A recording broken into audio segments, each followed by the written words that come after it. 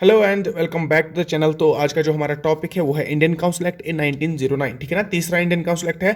इससे पहले हमने दो खत्म किए हैं। एक है इंडियन काउंसिल एक्ट 1892 एंड दूसरा इंडियन काउंसिल एक्ट 1861। ठीक है ना। तो जिस तरह हमने वो डिस्कस किए वही अप्रोच लेके, सेम अप्रोच लेके आज हम इंडियन काउंसिल एक्ट 1909 डिस्कस करेंगे। स्टार्ट करने से पहले मैं आपको रिवाइज करना चाहता हूँ कि इंडियन काउंसिल एक्ट आते क्यों थे, इनका क्या मेन रीजन था। इनका मेन रीजन ये था कि जो ब्रिटिश गवर्नमेंट थी, जो ब्रिटिश क्राउन था, वो खुद यहाँ पे रूल करने लगी थी। अब जब वो ईस्ट इंडिया कंपनी को रिप्लेस किए थे, यहाँ पे पहले ईस्ट इंडिया कंपनी रूल कर रही थी, अब आके ब्रिटिश गवर्नमेंट आ गई खुद रूल करने। अब जो यहाँ पे एडमिनिस्ट्रेशन और लेजिस्लेशन संभाल के रखा था ईस्ट इंडिया कंपनी ने, उसको रिपेयर करने के लिए ब्रिटिश गवर्नमेंट ने कुछ लॉज लाए, कुछ एक्ट्स लाए। उन्हीं एक्ट्स का नाम दिया गया इंडियन काउंसिल एक्ट 1909। मेनली ये थे किसके लिए? To repair the administration and legislative functions of India. ठीक है ना, या legislative department, administrative department of India, इन डिपार्टमेंट्स को रिपेयर करने के लिए ये एक्ट्स लाए गए। अब जिस तरह, अगर मैं आज हमारा टॉपिक है 1909 का हमारा इंडियन काउंसिल एक्ट, लेकिन अगर मैं बात करूं कल वाली जो हमने लास्ट हमारा जो काउंसिल एक्ट रहा वो था हमारा 1892 का। ठीक, आई एम करेक्ट? हाँ, 1892 का जो हमारा इंडियन काउंसिल एक्ट है वो क्यों बना था, उसके पीछे हमने बैकग्राउंड की जब बात की थी, वो बना था बिकॉज 1885 में इंडियन नेशनल कांग्रेस की फॉर्मेशन हो गई थी। ठीक है, इंडियन नेशनल कांग्रेस की फॉर्मेशन हो गई थी 1885 में, और इंडियन नेशनल कांग्रेस ने कुछ डिमांड्स किए थे। इंडियन नेशनल कांग्रेस ने कुछ डिमांड्स रखे थे ब्रिटिश गवर्नमेंट के सामने, और ब्रिटिश गवर्नमेंट ने इन डिमांड्स को फुलफिल करने के लिए एक्ट लाया था 1892, जिसमें से कुछ डिमांड्स फुलफिल की गई थी इंडियंस की या इंडियन नेशनल कांग्रेस की। तो गर्ज क्या है मेरे बोलने का कि पहले 1885 में इंडियन नेशनल कांग्रेस बनती है, वो डिमांड करती है, डिमांड फुलफिल करने के लिए एक्ट लाया जाता है जिसका नाम है 1892। और ये सारे जो इसमें एक्ट क्या है, एक्ट मैंने आपको पहले भी समझा के रखा है, कुछ ना कुछ रेगुलेशन, कुछ गाइडलाइंस लिखी होती है जो कि फॉलो करनी पड़ती है फिर। ठीक है ना। अब आज का जो टॉपिक है ये तो थी कल की बात। अब आज का टॉपिक क्या है, आज की अब किसकी डिमांड पूरी करनी है मैं बताता हूं। तो आज अगर हम 1909 की बात करेंगे, अब 1909 से पहले अगर हम बात करेंगे 1906, कुछ 2-3 साल पहले हम जाएंगे। 1906 की बात है कि फॉर्मेशन होती है, क्या सर? फॉर्मेशन होती है, याद रखिएगा, मुस्लिम लीग की। ठीक है ना, मुस्लिम लीग उस टाइम की एक बहुत ही बड़ी पॉलिटिकल ऑर्गेनाइजेशन। जिस तरह आईएनसी थी उसी तरह मुस्लिम लीग थी। ठीक है ना। अब आईएनसी थी तो मुस्लिम लीग की क्या जरूरत पड़ी? मुस्लिम लीग है तो, अगर आईएनसी है तो इंडियन नेशनल कांग्रेस है, सभी इंडियन लीडर्स है, एक ही जॉइंट एक प्लेटफॉर्म था जहां से मतलब स्ट्रगल स्टार्ट हो गई थी। लेकिन तो मुस्लिम लीग की क्या जरूरत पड़ी? इसके लिए बहुत सारे रीजंस है, वो मैं एबिट यहाँ पे भी टच करूंगा और आगे भी आपको समझाऊंगा। ठीक है, लेकिन पहले हम इसके बैकग्राउंड पे आते हैं। मैं टॉपिक से ज्यादा मतलब डिबेट नहीं होना चाहता। 1909 का इंडियन काउंसिल एक्ट हम पढ़ रहे हैं, हम देखेंगे कि 1909 का इंडियन काउंसिल एक्ट आया क्यों। मैंने बताया 1909 से पहले 1906 में क्या हुआ था कि फॉर्मेशन ऑफ मुस्लिम लीग हो गई थी, और मुस्लिम लीग ने डिमांड की थी। ठीक है, जिस तरह इंडियन नेशनल कांग्रेस ने डिमांड की उसी तरह मुस्लिम लीग ने भी डिमांड्स की। अब जब मुस्लिम लीग ने डिमांड्स की कि एडमिनिस्ट्रेशन में इस तरह चेंज लाओ, लेजिस्लेशन में इस तरह चेंज लाओ, तो कुछ रिकमेंडेशन दी, कुछ रिकमेंडेशन फॉरवर्ड की। किसने? मुस्लिम लीग ने। किसको फॉरवर्ड की? ब्रिटिश गवर्नमेंट को, कि भाई बोला कि आप इस तरह करो वरना अच्छा नहीं होगा, जिस तरह इंडियन नेशनल कांग्रेस ने बोला था। तो ब्रिटिश गवर्नमेंट ने बोला चलो ठीक है, हम देख लेते हैं, और जो जो हमारे तक होगा हम एक्सेप्ट करते हैं, हम उसको चेक करते हैं। तो डिमांड्स क्या थी वो हम आगे पढ़ेंगे। तो अभी मैं बताऊंगा कि उन्हीं डिमांड्स पे एक एक्ट लाया गया बाय ब्रिटिश गवर्नमेंट, जिसको हम बोलते हैं इंडियन काउंसिल एक्ट 1909। ठीक है ना। आई होप आपको बैकग्राउंड अच्छे से क्लियर हो गया होगा। ठीक है ना। So moving on to the demands. अब तो हमें पहले डिमांड्स देखने हैं, उसके बाद हमें समझ आएगा कि एक्ट में क्या क्या लिखा गया। पहले अगर हम मुस्लिम लीग की डिमांड करेंगे, देखो देखो क्या हुआ था। मुस्लिम लीग फॉर्म हो गई थी, हाँ सर। अब मुस्लिम लीग क्या कर रही थी? मुस्लिम लीग एक तो डिमांड कर रही थी, पहली डिमांड थी इनकी सेपरेट इलेक्टोरेट। Separate electorate. अब सेपरेट इलेक्टोरेट क्या होता है? देखो सेपरेट इलेक्टोरेट क्या होता है, जिस तरह आज हमारा इलेक्शन होता है ना, यहाँ पे इलेक्शन होता है, कोई एक नेता उठता है, उसको वोट डालते हैं लोग, वो आगे किसी को रिप्रेजेंट करता है, तो इस तरह बाय सच मींस इलेक्शन होता है हमारा। लेकिन सेपरेट इलेक्टोरेट की बात क्या थी? ये मुस्लिम लीग ने की थी। मुस्लिम लीग का बोलना था कि अगर एक जगह पे अगर एक जगह पे मुस्लिम्स रहते हैं, ठीक है ना, अगर एक जगह जगह पे मुस्लिम्स रहते हैं, अब लाइक यहाँ पे मान के चलो मुस्लिम्स 100 500 इस तरह कुछ कोई अमाउंट ले लो मुस्लिम्स का, लाइक 100 मुस्लिम्स है इधर पे और 50 सिख्स है एंड मान के चलो यहाँ पे 60 हिंदूज है, इस तरह अलग अलग यहाँ पे एक कम्युनिटी मुस्लिम्स है, यहाँ पे हिंदूज है, ये मान के चलो मुस्लिम्स, ये मान के चलो हिंदूज, ये मान के चलो सिख्स, ठीक है ना, एक एरिया में। अब मुस्लिम्स का मानना क्या था, मुस्लिम्स का मानना था कि जो हमारा एरिया है ना, जो हमारी ये कम्युनिटी है, उस कम्युनिटी में आप हमारे मुस्लिम लीडर्स को, मतलब जो नेता उठेगा ना वो मुस्लिम होना चाहिए, याद रखना, जो नेता उठेगा वो मुस्लिम होना चाहिए, जो उस नेता को वोट देगा, जो उस नेता को वोट देगा वो वोट देने वाला भी खाली मुस्लिम होना चाहिए, उठेगा भी मुस्लिम ही, इलेक्शन में भी मुस्लिम ही उठेगा, वोट भी मुस्लिम ही डालेगा, ये वाला इसको वोट नहीं दे सकता, यहां से कोई नहीं उठ सकता इलेक्शन लड़ने, ये वाला इसको वोट नहीं दे सकता, या यहां से कोई भी नहीं उठ सकता है ना इलेक्शन के लिए, ठीक है ना। आई होप आपको सेपरेट इलेक्टोरेट समझ आ गया होगा। तो मुस्लिम्स ये डिमांड कर रहे थे कि हमें सेपरेट इलेक्टोरेट दे, ठीक है ना। अब आगे क्या हुआ, फुलफिल हुई ये कंडीशन, नहीं हुई, ये हम एक्ट के प्रोविजंस में देखेंगे। दूसरी डिमांड क्या थी, हमारे जो मुस्लिम लीग थी उसकी दूसरी डिमांड क्या थी, उनका मानना था, मुस्लिम लीग का ये बहुत ही अच्छा, मेरे ख्याल से भी ये बहुत अच्छा उस टाइम पे इनिशिएटिव था। मुस्लिम लीग ने बताया कि आप एक काम करो, ब्रिटिश गवर्नमेंट को बोला कि आपकी जो एडमिनिस्ट्रेशन है, ब्रिटिश गवर्नमेंट की एडमिनिस्ट्रेशन क्या थी, वॉइसरॉय था, वॉइसरॉय के अंडर कितने बंदे थे, 6, ठीक है ना। ये कौन थे, ये एग्जीक्यूटिव काउंसिल में थे और इनको हम क्या बोलते थे, एग्जीक्यूटिव्स, यही तो एडमिनिस्ट्रेशन थी, और इधर से फिर एडिशनल मेंबर्स, ये तो अलग की बात है, ये अभी बाद में देखेंगे। मुस्लिम लीग ने बताया कि ये जो 6 मेंबर्स है, ये आपके जो 6 मेंबर्स, 6 एग्जीक्यूटिव जो वायसराय की काउंसिल में बैठे रहते हैं, जिनको पोर्टफोलियो असाइन हुआ है, आई होप आपने लास्ट वीडियोस देखी होंगी, जिनको पोर्टफोलियो असाइन हुआ है, जो कि अभी मिनिस्टर्स हैं, उनमें से 2 इंडियंस लाओ, इनमें से मान के चलो ये और ये इंडियंस रखो, बाकी आप जिसको रखना चाहो रखो, और क्या काम करो, इनमें से एक जो 2 जो इंडियंस आप रख रहे हो, अब उनमें से एक मुस्लिम होना कंपलसरी है। ये किसने बताया, मुस्लिम लीग ने, अभी किया नहीं किसी ने, मैं बस आपको समझा रहा हूं कि मुस्लिम लीग डिमांड क्या कर रही थी। अब मुस्लिम लीग क्या डिमांड कर रही थी कि जो एडमिनिस्ट्रेशन है उसमें से जो वायसराय की काउंसिल है उसमें से जो 6 मेंबर्स है जिनको पोर्टफोलियो असाइन हुआ है, उन 6 मेंबर्स में से 2 इंडियंस होने चाहिए, और उन 2 इंडियन में से एक मुस्लिम और दूसरा किसी भी दूसरी कम्युनिटी का हो, कोई मसला नहीं है। लाइक अगर एक मुस्लिम है, दूसरा सिख हो, जैन हो, ईसाई हो, बुद्धिस्ट हो, कुछ भी हो, हमें उसे कोई गर्ज नहीं है, 2 इंडियंस को आप रखो, एक मुस्लिम होना चाहिए। ये थी मुस्लिम लीग की डिमांड। अब हमें क्या देखना है, हमें देखना है कि ये डिमांड, कौन सी डिमांड फुलफिल हुई, कौन नहीं। तो हम वो कहां से देखेंगे, हम प्रोविजन से देखेंगे। तो क्या हुआ कि पहले मैं इसी से बात करूंगा, क्योंकि हम कंटिन्यू कर रहे हैं, मैं दोबारा आपको नहीं समझाना चाहता, इसी से कंटिन्यू करूंगा।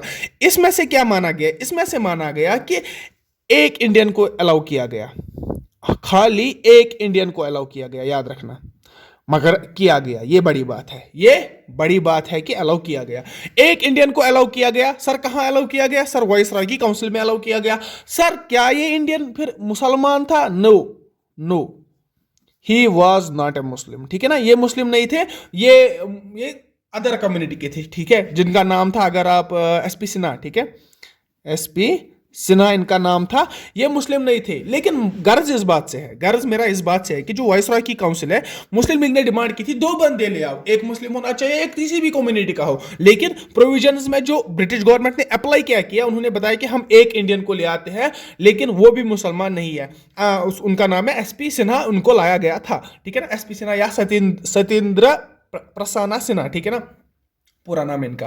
तो ये तो हुआ एक प्रोविजन, एक चेंज, किसमें, 1909 के प्रोविजंस में, 1909 के इंडियन काउंसिल एक्ट में क्या चेंज हुई, ये तो पहली चेंज होगी। दूसरी चेंज समझनी इंपॉर्टेंट है, ठीक है ना। अब दूसरी चेंज समझने से पहले मुझे आपको थोड़ा सा, अगर मैं 1982 की बात करूंगा ना, आई एम सॉरी 1892, क्या है आपको दिख रहा होगा, ये तो हुई एडमिनिस्ट्रेशन चेंज। देखो जस्ट एक सेकंड मैं आपको फिर से दिखाना चाहता हूं। काउंसिल एक्ट किस लिए आए थे, एक तो आते थे एडमिनिस्ट्रेटिव चेंजेस के लिए, दूसरे आते थे लेजिस्लेटिव चेंजेस के लिए, यही 2 काम थे हमारे काउंसिल एक्ट के। एडमिनिस्ट्रेटिव चेंज मैंने आपको दिखाया कि एक इंडियन एक इंडियन ऐड हुआ था, बहुत ही उस टाइम के लिए, उस टाइम पे ना एक बहुत ही मान के चलो गुड न्यूज़ थी इंडियंस के लिए कि एक इंडियन ऐड हो गया था। इस एक इंडियन के ऐड होने से जो मुस्लिम लीग हमारी थी, ऑब्वियसली वो तो सेटिस्फाई नहीं थी, क्योंकि उनकी डिमांड थी मुस्लिम होना चाहिए और 2 होने चाहिए। अब अगर एक ही था लेकिन मुस्लिम होता तो मुस्लिम तब भी सेटिस्फाई होते, मुस्लिम लीग तब भी सेटिस्फाई होती। लेकिन यहां पे मुस्लिम लीग सेटिस्फाई नहीं हुई, लेकिन जो इंडियन नेशनल कांग्रेस है वो बहुत ही सेटिस्फाई हो गई, उन्होंने बहुत वेलकम किया इस एक्ट का, ठीक है ना। अब ये तो थी एडमिनिस्ट्रेटिव चेंज। अब लेजिस्लेशन से लेके क्या चेंज आ गई, अब लेजिस्लेशन से लेके क्या चेंज आ गई। लेजिस्लेशन से अगर मैं चेंज देखूंगा तो मुझे पहले देखना पड़ेगा कि लेजिस्लेशन में था क्या, बिफोर 1909 के लेजिस्लेशन में क्या चेंजेस, क्या था, सिचुएशन क्या थी। अगर हम बात करेंगे इंडियन काउंसिल एक्ट 1892 की, इंडियन काउंसिल एक्ट 1892, और फिर चेंज कहां पे आ गई 1909 में। पहले हमें देखना है कि 1892 में क्या था, फिर हम देखेंगे 1909 में क्या चेंज आ गई। अगर हम 1892 की बात करेंगे, मैंने बताया कि यहां पे वाइसरॉय, उसके 6 एग्जीक्यूटिव्स, यही तो मैंने बताया था ना, और साथ में थे एडिशनल मेंबर्स, इसमें से ऑफिशियल्स, इसमें से नॉन ऑफिशियल्स, एक कम्युनिटी थी, और जो मेजॉरिटी ऑफ मेंबर्स थी उधर उस टाइम पे वो कितनी थी, 10 to 16 एडिशनल मेंबर्स। टोटल कितने थे, कितने हो सकते थे, 10 to 16। आई होप आपने लास्ट वीडियो देखी होगी। ये तो कब की बात है, इंडियन काउंसिल एक्ट 1892 की, ठीक है ना। अब इसमें से क्या हुआ था कि ऑफिशियल्स कितने थे, ऑफिशियल्स थे 6, नॉन ऑफिशियल्स कितने थे सर, 10, ठीक है ना। ये था लेजिस्लेशन कब का, इंडियन काउंसिल एक्ट 1892 का। अब इसमें क्या चेंज आ गई, इसमें बहुत बड़ी चेंज आ गई, ठीक है ना। क्या चेंज आ गई, वाइसराय तो वाइसराय ही है, उसके 6 एग्जीक्यूटिव्स तो एग्जीक्यूटिव्स है, वो तो उसी उनके साथ तो नहीं छेड़ा। खाली यहाँ पे एक मान के इंडियन चलो, ये 1 2 3 4 5 6 मेंबर्स थे, एक अब इंडियन था, ठीक है ना। यहाँ पे मार्क करके रखता हूँ, एक इंडियन था, ये तो हमने एडमिनिस्ट्रेशन में देखा। और जो अब एडिशनल मेंबर्स थे उनमें थोड़ा सा चेंज लाया गया, बड़ा चेंज लाया गया। क्या चेंज लाया गया एडिशनल मेंबर्स में, पहला ही चेंज जो था वो था जो नंबर था, नंबर क्या था, 10 to 16 मैक्सिमम था, और तब 16 मेंबर्स ही थे हमारे एडिशनल मेंबर्स, ठीक है ना। यहां पे एडिशनल मेंबर्स को इंक्रीज किया गया 16 to 60। अब मैक्सिमम लिमिट कहां पहुंचा गया, 60 लिमिट होने का मतलब क्या है कि ज्यादा से ज्यादा इंडियंस को इंट्रोड्यूस किया गया। पॉइंट टू रिमेंबर, ज्यादा से ज्यादा इंडियंस को इंट्रोड्यूस किया गया in the law making, in the legislation, ठीक है ना। आई होप आपको चीजें समझ रही होंगी, ठीक है। अब जो ये 16 एंड एडिशनल मेंबर्स की बात मैं कर रहा हूं, यहां पे मैं ऑफिशियल्स और नॉन ऑफिशियल्स को कैसे छोड़ सकता हूं। ऑप्शनल मेंबर्स भी थे और नॉन ऑप्शनल मेंबर्स भी थे। ऑप्शनल मेंबर्स सर कितने थे, ऑप्शनल मेंबर्स इसमें से 28 थे और नॉन ऑप्शनल मेंबर्स 32 थे, ठीक है ना। ऑप्शनल मेंबर्स 28 थे, नॉन ऑप्शनल 32 थे। अब इंपॉर्टेंट पॉइंट क्या है, इंपॉर्टेंट पॉइंट ये है कि मैंने डिस्ट्रीब्यूशन कल आपको दिखाया था कि कलकत्ता के चैम्बर ऑफ कॉमर्स से इतने लोग आए थे मान के चलो, या मैंने बताया था कि किस किस प्रोविंस से कौन कौन से लोग आते थे, क्योंकि आपको पता है कि ये नॉमिनेट होते थे, ठीक है ना। ये नॉमिनेट होके आते थे कुछ प्रोविंस से, मैंने आपको कल दिखाया। लेकिन अगर मैं अभी आपको 20 10 30 32 इतने सारे मेंबर्स को हम नॉमिनेशन दिखाऊं कि किस किस प्रोविंस से, किस किस रीजन से आए, तो आपके लिए ये बहुत मतलब क्या भारी हो जाएगा, हेडेक आने के खतरे हैं। तो आप याद रखो कि 32 नॉन ऑप्शनल मेंबर्स थे। नॉन ऑप्शनल्स का मतलब इसमें इंडियंस भी अलाउड अलाउड क्या, वो तो पहले से ही थे। अब चेंज क्या हुआ, अब इधर ये तो एक चेंज है, एक चेंज मैंने इधर पे आपको बताया। दूसरा चेंज ये हुआ कि यहां पे जो 32 मेंबर्स है ना, इसमें से बहुत कम्युनिटीज को अलग अलग सीट्स मिल गई। लाइक सिक्स को भी मिल गई, लाइक जैन्स में रखूंगा उनको भी मिल गई। I am not sure Jains को मिल गई कि नहीं, मिल गई थी कि नहीं, मैं मान के चलता हूं 6 को मिल गई थी, आई एम श्योर, इतना श्योर है। और मुस्लिम्स को मिल गई थी। ये क्या मतलब है, इसका मतलब क्या है सर, इसका मतलब यह है कि जो मुस्लिम्स है इनके लिए 5 सीट्स रिजर्व की गई थी। ये इंपॉर्टेंट पॉइंट है इधर पे, मुस्लिम्स के लिए 5 सीट्स रिजर्व की गई थी in the non official group of additional members that were a part of legislation, ठीक है ना। उस टाइम के लेजिस्लेशन में क्या था कि ऑप्शनल मेंबर्स थे, नॉन ऑप्शनल मेंबर्स थे। ऑप्शनल मेंबर्स, एडिशनल मेंबर्स की जो काउंट है वो 60 किया गया था, उनमें से 28 optionals, 32 non optionals. Then 32 non optionals में से बहुत सारे प्रोविंसेस, बहुत सारे कम्युनिटीज में से मेंबर्स लाए गए। 5 सीट्स रिजर्व किए गए थे मुस्लिम्स के लिए। अब ये जो 5 सीट्स रिजर्व किए गए थे मुस्लिम्स के, इन्हीं में से मुस्लिम्स को दिया गया हमारा सेपरेट इलेक्टोरेट। सेपरेट, वो तो मैंने आपको समझाया होता क्या है। इन 5 सीट्स पे, ये जो 5 सीट्स है, इन 5 सीट्स पे मुस्लिम्स को सेपरेट इलेक्टोरेट दिया गया। तो ये पॉइंट, ये जो दूसरी डिमांड थी, मैंने आपको अभी डिमांड जो मैंने पहले बताई थी यहाँ पे सेपरेट इलेक्टोरेट की, ये एक्सेप्ट की गई थी, लेकिन ये डिमांड पार्शियली एक्सेप्टेड थी, जो कि मुस्लिम्स के लिए वो एक्सेप्टेबल नहीं थी, लेकिन पार्शियली एक्सेप्ट की थी ब्रिटिश ने, और ये प्योरली फुली एक्सेप्ट हो गई थी कि मुस्लिम्स को सेपरेट इलेक्टोरेट मिला था। तो अगर आपको क्वेश्चन पूछा जाएगा एग्जाम्स में कि सेपरेट इलेक्टोरेट कब मिला था मुस्लिम्स को, तो मुस्लिम्स को सेपरेट इलेक्टोरेट मिला था इंडियन काउंसिल एक्ट 1909 में, ठीक है ना।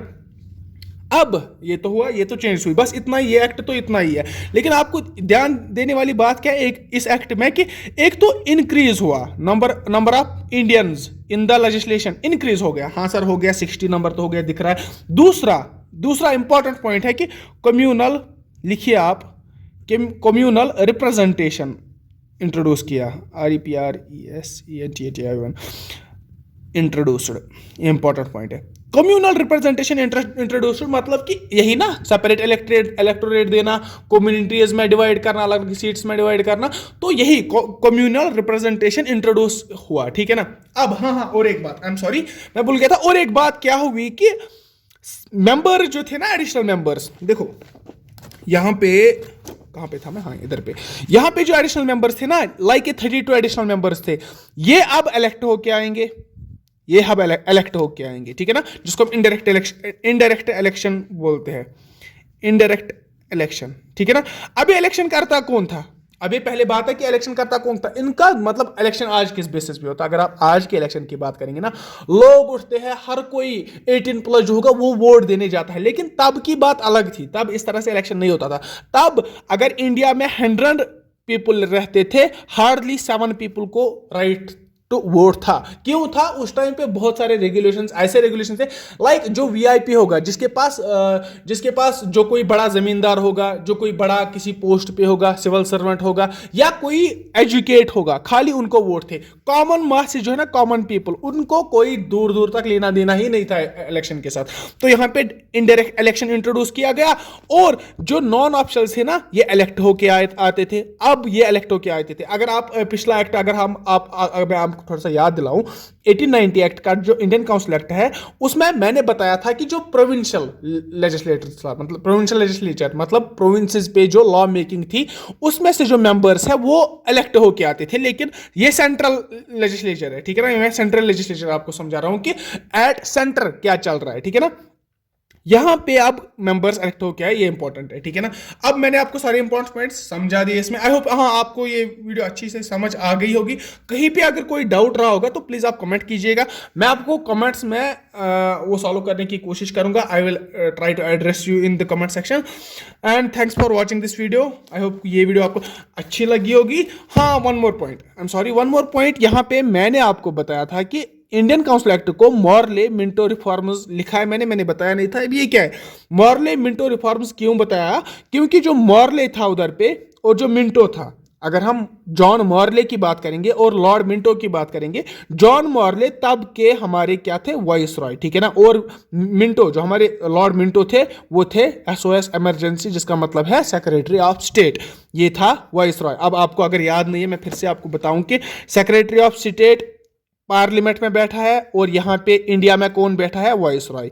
सेक्रेटरी ऑफ स्टेट कमांड देता है वाइस रॉय को, वाइस रॉय कमांड देता है अपने एग्जीक्यूटिव्स को, और इंडिया में एडमिनिस्ट्रेशन संभाल रहे हैं।